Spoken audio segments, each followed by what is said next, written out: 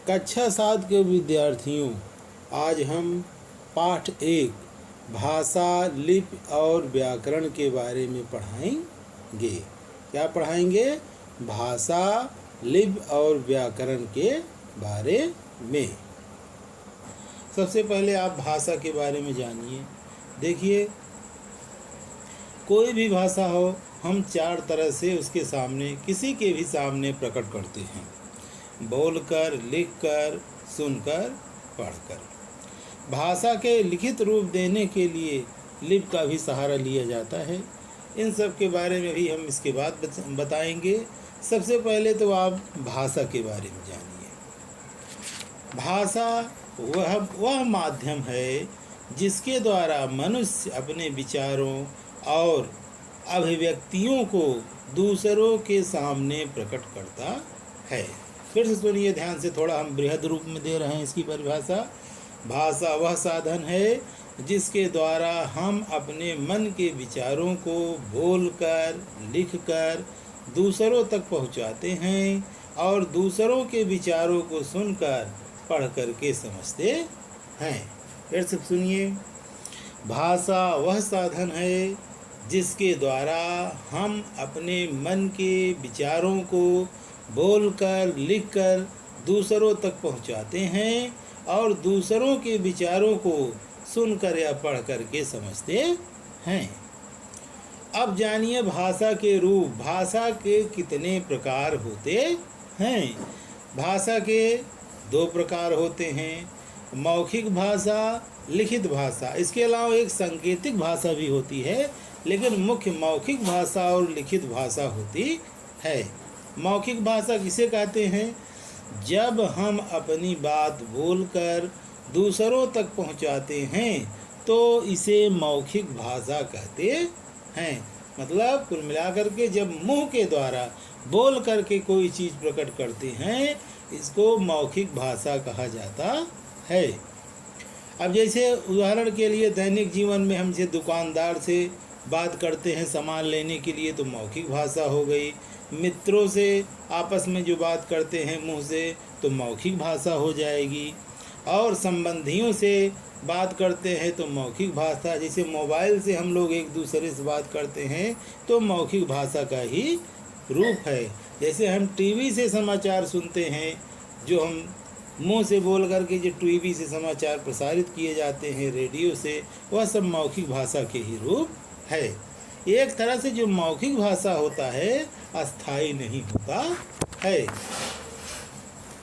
अब दूसरा जानिए, लिखित भाषा। जब मानव के भाव या विचार को लिख करके प्रकट किए जाते हैं तो उसे लिखित भाषा कहते हैं। जैसे हम कोई चीज़ लिख करके भाषा प्रकट करते हैं, जैसे समाचार पत्र को पढ़ करके जो हम जानते हैं वो लिखित भाषा का रूप है। हम किसी को पत्र लिखते हैं तो वह एक तरह से लिखित भाषा का रूप होता है।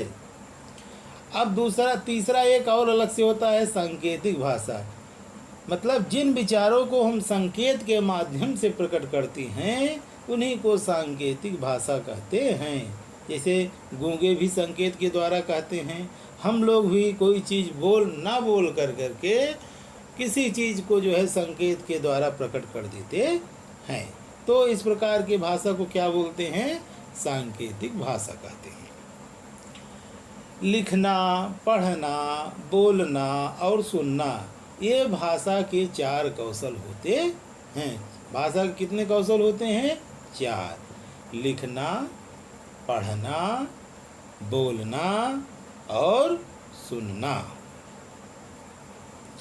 अब आप लोग ध्यान से जानिए जो है और आगे, बोली किसे कहते हैं? किसी क्षेत्र में विशेष रूप से बोली जाने वाली भाषा को क्या बोलते हैं? बोली कहते हैं। क्या कहते हैं? बोली। जैसे हरियाणा में हरियाणवी, राजस्थान में राजस्थानी, अवध में अवधी, इस तरह की। जैसे कि पश्चिमी उत्तर प्रदेश में खड़ी बोली बोली जाती है, तो इस तरह की भाषाओं को क्या बोला जाता है? बोली होता है। मतलब इनका एक निश्चित क्षेत्र निर्धारित होता है, उस क्षेत्र के अंतर्गत ये बोली बोली जाती है। अब आइए लिपि। लिपि किसे कहते हैं? भाषा के लिखित रूप को ही लिपि कहते हैं। मतलब एक तरह से कि चाहे जो भाषा होती है, मतलब अनेक भाषाएं हैं, आप लोग तो जानते ही होंगे, मतलब भाषाएं तो अनेक हैं, लेकिन सबके अलग अलग जो है शब्द या वर्ण अक्षर होते हैं। मतलब भाषा के लिखने के जो चिन्ह होते हैं उसी को ही लिपि कहते हैं। संक्षिप्त रूप में जानिए क्या, भाषा के लिखित रूप को ही लिपि कहते हैं। क्या कहते हैं? भाषा के लिखित रूप को लिपि कहते हैं। कुछ भाषाएं और उनकी लिपि के बारे में हम आपको बता रहे हैं, ध्यान से सुनिए। हिंदी देवनागरी, संस्कृत देवनागरी, गुजराती देवनागरी, अंग्रेजी रोमन, पंजाबी गुरमुखी, बंगला बंगाली, उर्दू फारसी, तमिल तमिल। अब आइए दूसरे नंबर पे आते हैं व्याकरण। व्याकरण किसे कहते हैं? देखिए, व्याकरण किसी भी भाषा को, मतलब व्याकरण वह चीज़ होता है, वह साधन होता है, किसी भी भाषा को शुद्ध लिखने और बोलने का ज्ञान कराने वाले साधन को ही हम व्याकरण कहते हैं। अब परिभाषिक रूप में जानिए, जिस विद्या से हम भाषा को शुद्ध लिखना बोलना सीखते हैं उसे व्याकरण कहते हैं। फिर से सुनिए ध्यान से, जिस विद्या से हम भाषा को शुद्ध ढंग से लिखते हैं बोलते हैं सीखते हैं उसी को ही व्याकरण कहते हैं। व्याकरण के कितने विभाग होते हैं? व्याकरण के मुख्य रूप से 3 विभाग होते हैं। नंबर 1 वर्ण विचार, जिसमें वर्णों के बारे में जानकारी प्राप्त करते हैं। शब्द या पद विचार, जिसमें हम शब्दों के बारे में जानकारी प्राप्त करते हैं। वाक्य विचार, जिसमें हम वाक्य के बारे में, कितने तरह के वाक्य होते हैं, वाक्य कितने अंग होते हैं, इन सब के बारे में हम जानते हैं। विद्यार्थियों, ये तो रहा आपका जो है पाठ 1 भाषा लिपि और व्याकरण के बारे में। अब आप लोग इसके बारे में खूब ध्यान से पढ़िएगा। अब आप लोगों को मैं इससे संबंधित कुछ गृह कार्य दे रहा हूँ, ध्यान से सुनिए। नंबर 1, आप लोग भाषा किसे कहते हैं इसकी परिभाषा याद करके लिखिए। नंबर 2, मौखिक भाषा किसे कहते हैं इसकी भी परिभाषा आप लोग याद करके लिखिए।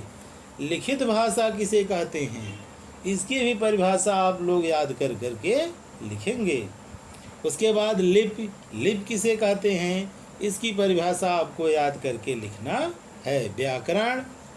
व्याकरण किसे कहते हैं व्याकरण की परिभाषा याद करके आपको लिखना है। धन्यवाद।